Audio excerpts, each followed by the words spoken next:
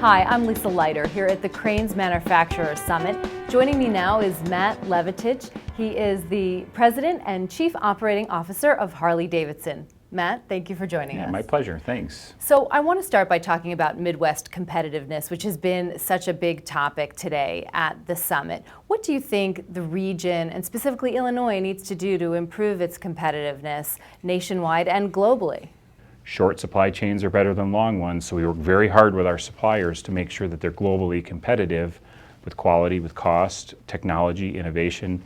And we've had very good success by demonstrating the commitment to our suppliers to get them to world class on a global basis.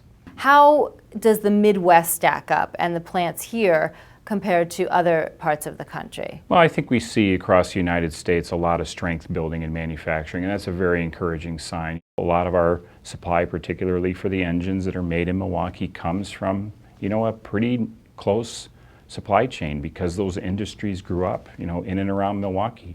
The small engine business is still largely supplied from within 60 miles of Milwaukee, and those suppliers are doing a great job for us.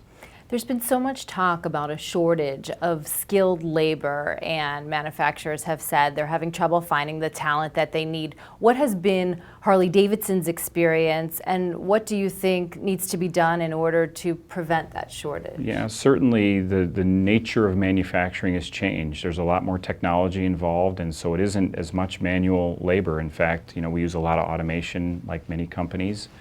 And the skills necessary to operate that equipment are different sets of skills. And so we're investing in training, certainly in the neighborhood around Milwaukee where we source our jobs. In York, Pennsylvania is our assembly plant.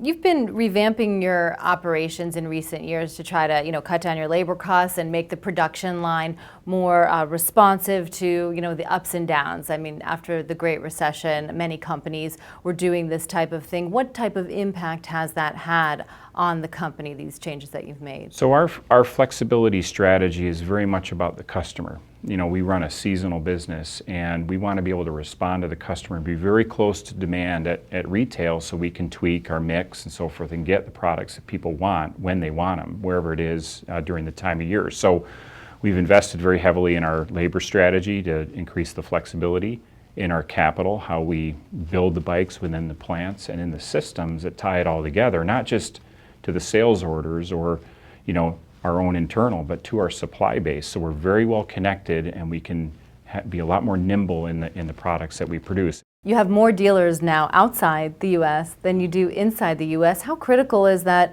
overseas sales growth to the company, and what opportunities and what new markets do you see going forward? Well, we see it as a tremendous opportunity, obviously. When you think about like-minded souls, right? They exist, as I mentioned, across borders, across cultures, and across generations.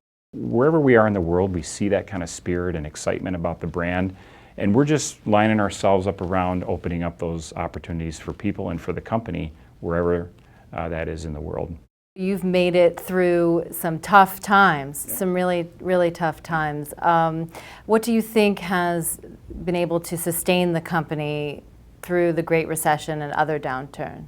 Well, clearly from our peak in '06 to the worst of the recession following 2008, we lost about 40% of our volume, and with that, most of our profit, and that generated a lot of urgency and a lot of focus within the company. And from that focus is where this excitement comes from. We got really clear about what we stand for and what we do for people, and we got a lot of great sort of feedback from our customers about how powerful that is for them wherever they are in the world.